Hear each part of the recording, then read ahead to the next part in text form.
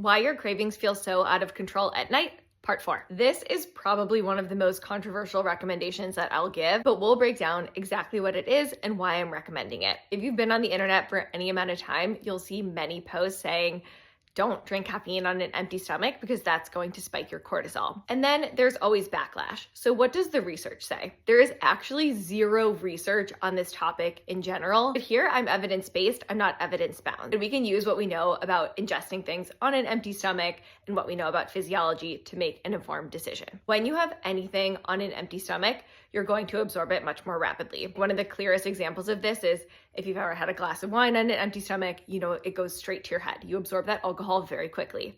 Same with if you just eat a ton of sugar on an empty stomach, you feel that crash and then you come down. Caffeine is no different. So when you have caffeine on an empty stomach, you're going to absorb it very rapidly and then you're going to come crashing back down. It's at that low point where you feel like, oh my goodness, I just need anything to pick me up. Give me the M&Ms, give me a cookie, give me anything just to give me that boost. On top of that, caffeine in general can increase cortisol, the stress hormone production, and that can further drive cravings. Even though there are no research studies on this, not that there's no data, there are simply zero studies that have been conducted. I've seen this time and time again with clients, and I'm pretty sure every single client that I've worked with has felt better waiting until they have their breakfast to have their caffeine. If this is something where you're feeling a little bit of resistance or pushback towards, I recommend just trying it out for 1 to 2 weeks and seeing how you feel. If you try this, let me know in the comments if it helped to reduce cravings and to reduce that 3 p.m. slump as well.